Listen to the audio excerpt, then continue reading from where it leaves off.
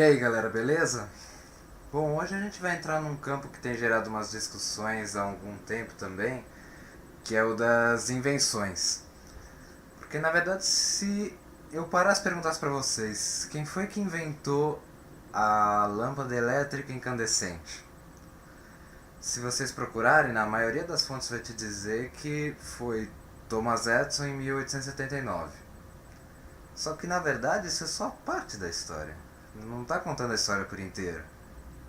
Aí essa é a questão que eu quero abordar. Porque 70 anos antes disso, do Thomas Edison em 1879, Humphrey Davy já tinha sido o primeiro a unir dois polos opostos para criar um arco luminoso, que é a fonte de funcionamento da lâmpada mesmo. E 31 anos depois disso, De La Rue teve a ideia de colocar esse filamento dentro de um tubo vazio para criar mais ou menos essa ideia da lâmpada de hoje. Só que ainda era um método mais caro, ainda não tinha escala comercial para ser vendido para todo mundo, né? E por isso ainda ficou parado um pouco. Só 35 anos depois dele, o Woodward e Evans conseguiram aprimorar um pouco mais e patentearam a lâmpada mesmo. E 4 anos depois dele foi que o Thomas Edison aprimorou um pouco mais e patenteou de novo. Aí com a escala comercial já adotada mesmo, né?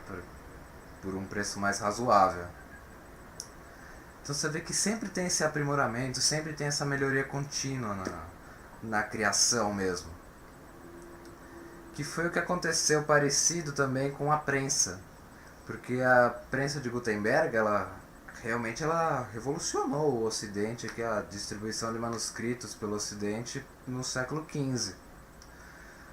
Só que formas mais rudimentares da prensa já existiam cerca de 1000 anos antes, na Índia e na China. Então você vê que é só uma questão de aprimoramentos mesmo, mas que a ideia já sempre existia. E além disso também tem o problema das patentes, né?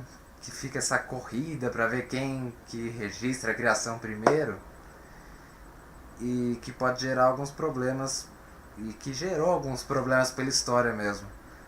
Que foi o que aconteceu com o rádio, por exemplo. Que, por incrível que pareça, ele poderia ser considerado hoje uma invenção brasileira até. Porque na verdade o Guglielmo Marconi que é considerado o inventor do rádio hoje, ele fez o primeiro teste oficial do rádio em 1895. E no ano seguinte ele já conseguiu a patente para o rádio, né, na Inglaterra. Só que em 1894, em plena Avenida Paulista, o padre Landel de Moura já tinha conseguido realizar essa primeira transmissão de voz sem fios. Só que ele não teve apoio para o projeto, essa foi a diferença. Ele só conseguiu a patente dele 4 anos depois do Marconi, porque o pessoal achava que era do demônio, aquele negócio que falava sozinho lá e ninguém apoiava. E mesmo Marconi na Itália, ele não teve muito apoio para isso, ele não teve apoio para registrar a patente. Por isso, mas ele conseguiu ir para a Inglaterra. Na Inglaterra ele já conseguiu apoio, era a potência do mundo, né? E aí os caras têm mais mente aberta e os caras deram apoio para ele inventar o rádio, né? Isso sem nem considerar o pessoal da eletricidade que ajudou muito para fundamentar a base do rádio, como os estudos do Hertz, do Tesla, que também é essa parte dos aprimoramentos, que a gente também entra nessa parte controversa para ver se esses caras realmente não ajudaram a inventar também. E um negócio parecido das patentes também foi com o telefone, que 5 anos antes do Graham Bell patentear o telefone mesmo, o italiano Antonio Meucci já tinha criado um aparelho similar, 5 anos antes. Só que ele não tinha dinheiro para pagar a patente, justamente. Ele até conseguiria, mas ele não tinha dinheiro. E aí o Graham Bell acabou passando na frente e o Meucci acabou perdendo crédito pela história e acabou sendo o Graham Bell considerado até hoje, né? E pra fechar, eu queria falar um pouco de uma, uma invenção mais polêmica também, pela autoria, que é a questão do avião, né? Que é pra saber se foi Santos Dumont ou se foram os irmãos Wright que realmente inventaram. Porque aí fica essa coisa chata, né? No Brasil fala que é Santos Dumont e ponto final. Nos Estados Unidos e em outros lugares falam que foram os irmãos Wright e fim de papo. E ninguém conta essa história por inteiro. Né? Bom, a questão é que, mesmo que não fosse pra tanta gente assim, os irmãos Wright eles teriam voado mesmo com um objeto mais pesado que o ar 3 anos antes do Santos Dumont, em 1903. Isso eles teriam realmente conseguido.